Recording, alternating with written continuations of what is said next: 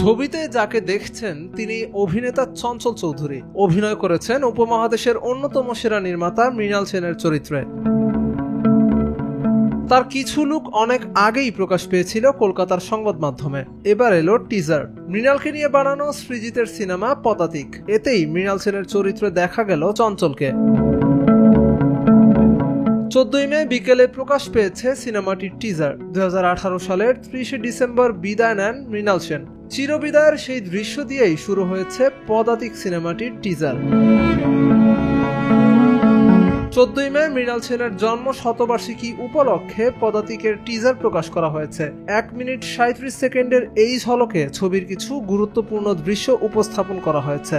সিনেমার প্রতি মৃণাল সেনের ভালোবাসা, বিশ্বমঞ্চে বাংলা সিনেমাকে তুলে ধরা কিংবা স্ত্রী গীতা সোমের সঙ্গে সম্পর্ক, এসবের টুকরোচিত্র দেখানো হয়েছে এই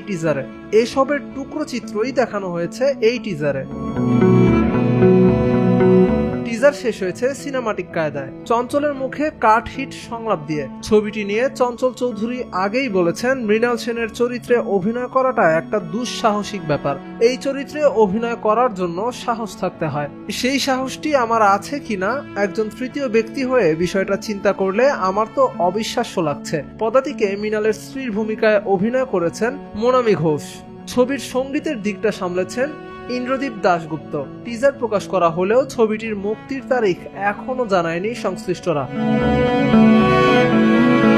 কেরালার চলচ্চিত্র উৎসবের ইন্ডিয়া সিনেমার নাও বিভাগেও প্রদর্শিত হয়েছে সিনেমাটি। 2018 সালের 30 ডিসেম্বর পৃথিবী ছেড়ে বিদায় নেন কিংবদন্তি মৃণাল সেন। 2022-এর 30 ডিসেম্বর তার মৃত্যুবার্ষিকীতে মৃণাল সেনের বায়োপিকের কথা ঘোষণা দিয়েছিলেন পরিচালক সৃজিত মুখার্জি। গত 2023-এ সিনেমাটির শুটিংয়ের কাজও শেষ করেছিলেন তিনি।